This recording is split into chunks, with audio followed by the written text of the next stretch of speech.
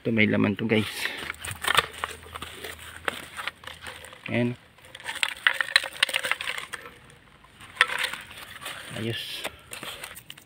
Isan lang natin. Mahaba yan. Hanggang sa ulo yan. Banlawan muna natin.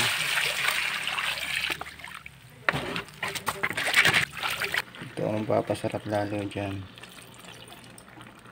Luto na ang ating tinamok na bulasok. So yun, good morning mga kaisla. At tayo nga pala ay nagkabit kahapon ng pambulaso. Hindi na lang natin nabidyohan. Ngayon ay papandawin natin.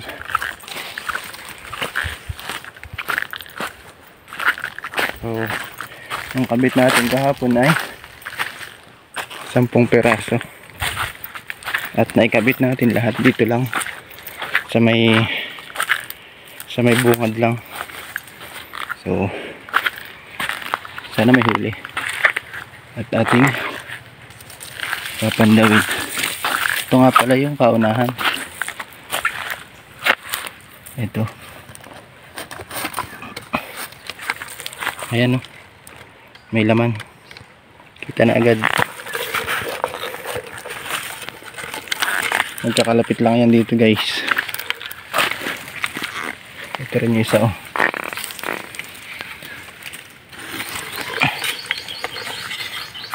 May laman din guys. Ayan o. So mukha namang maganda pa rin yung sampa. At ito pa rin isa. Ayan. At may laman din guys. Ayan o. Ayos. Tatlo na kaagad. Ito pa isa o.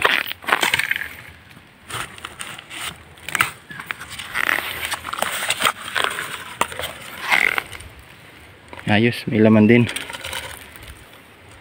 Ayun o. 4 na agad. At ito pa. Mukhang may laman din.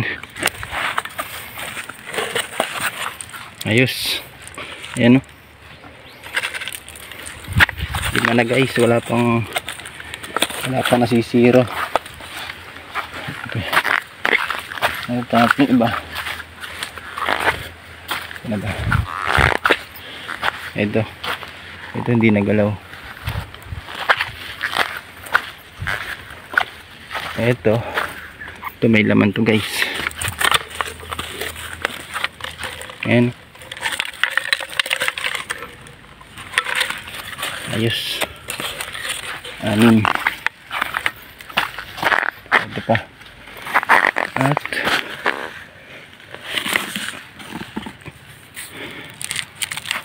hindi siya nahuli guys. Sablay.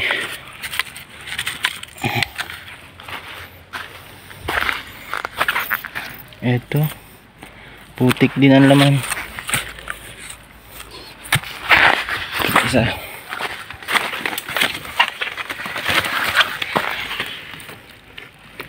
Wala rin guys, putik din. So sayang.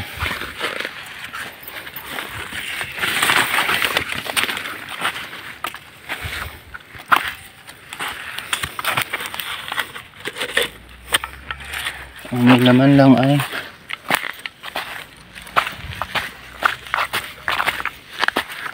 6.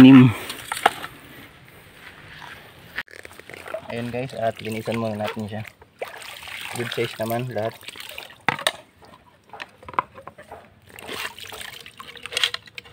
Ayan. Babae.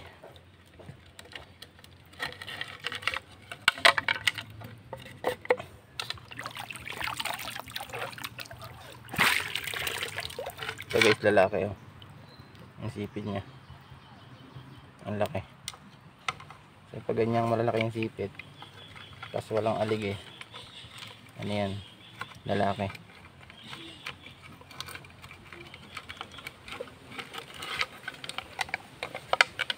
Lilinisan muna natin. Tanggalan natin ang putik. So guys, oh. Lalaki rin. Diba? Malaki ng sipit niya. Solid makasipit to guys. Hindi yan bumibitaw.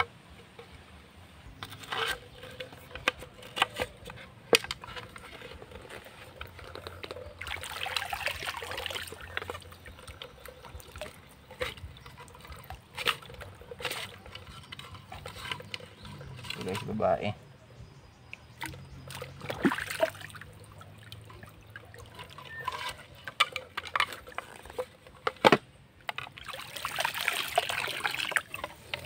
Ito guys yung malaki, pero babae siya.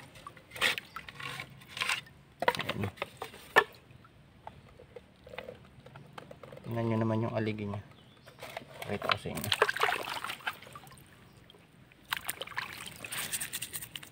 Bilisan lang natin. Ayan guys, oh. Punong-puno ng aligi. So panahon na siya guys ngayon, oh, matataba.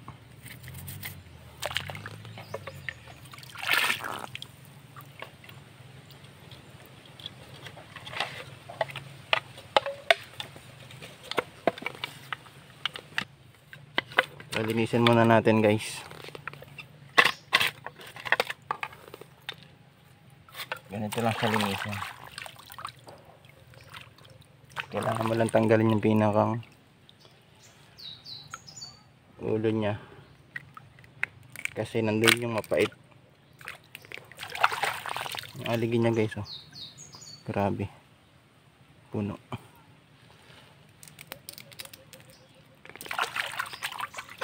Tapos tatanggalin mo lang yung pinakang laman niya sa loob.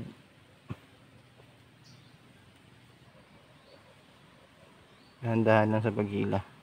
Mahaba yan. Hanggang sa ulo yan. Yan yung pinakang bituka niya. Putik ang laman sa loob.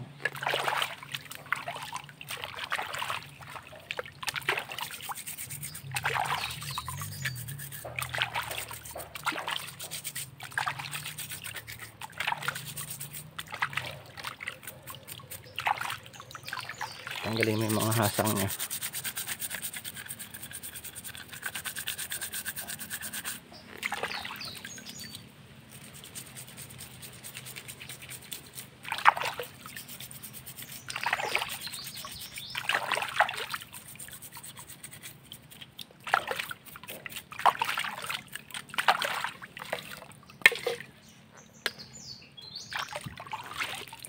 Ito naman yung lalaki. So, pag mga lalaki yan, wala siyang aligi. Puro laman lang. Bihira ang lalaki na may aligi guys. Pero sa lalaki, yan mga sipit niya yung malalaki. Sarap ng laman niya guys.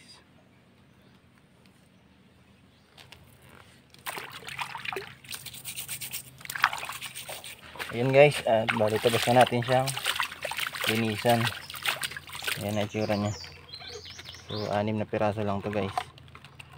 Pero goods na to. Sheesh.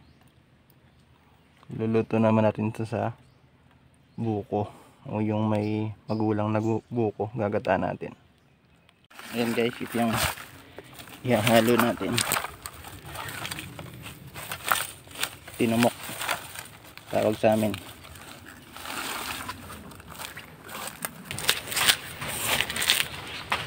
Guys, ito yung magulang na buko. Tigas.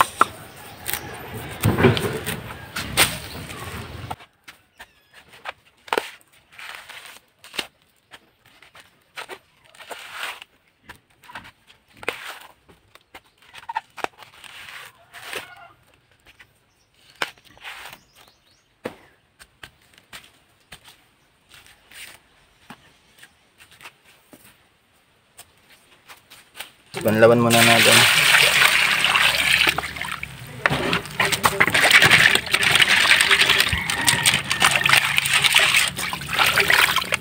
Saka natin puputulin ng 3 hati.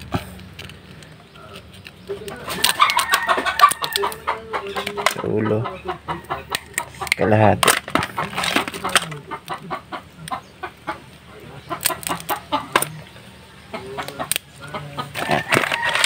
Yan na siya guys.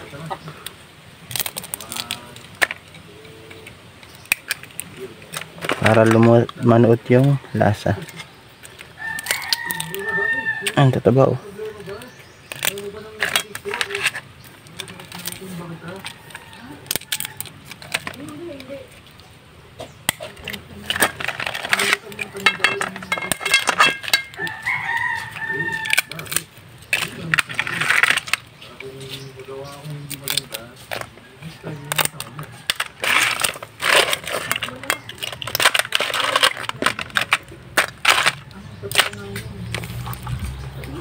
Bago natin apoyan o isa lang, halo-haloin muna natin sa isang lagayan. So ito yung kinudkod na buko kanina, yung matigas na buko. Ayan, nahalo lang natin. Natin ang bawang, bechin, tapos asin, paminta, tapos halo-haloin lang natin guys. So ang pantutubig natin dito ay sabaw ng buko. Ayan. Bago natin apoyan,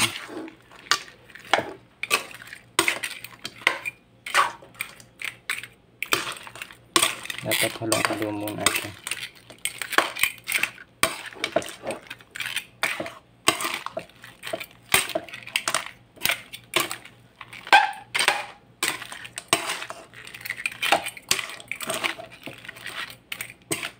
Para manuot talaga yung kanyang lasa.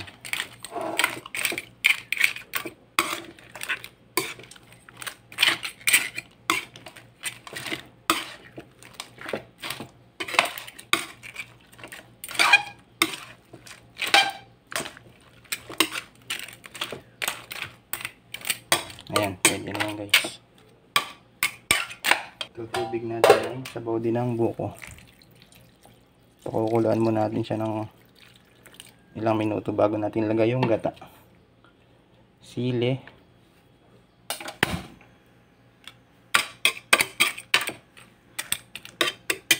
ayan, takpan lang natin.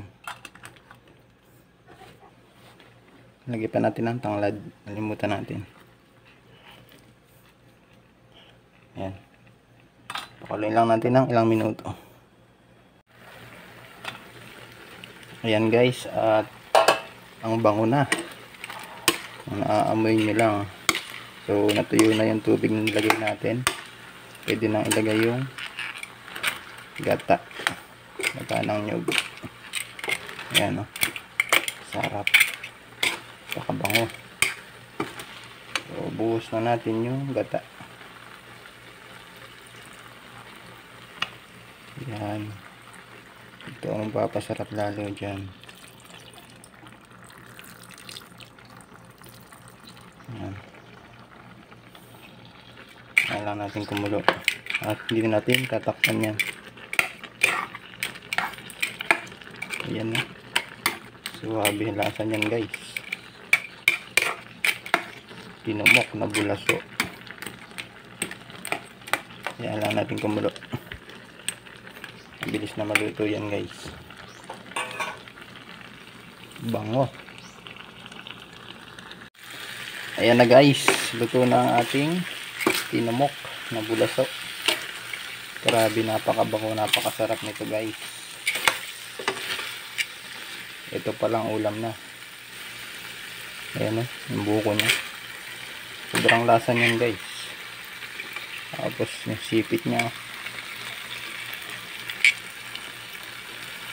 Sheesh. Grabe. Ayan guys, ito na to.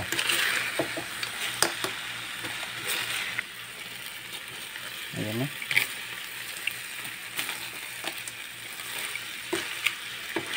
Bango guys. Dali na naman ang bahaw nito. Ayan na. Fish. Yan lang guys, at kain na. Yan na. Let's go, kain.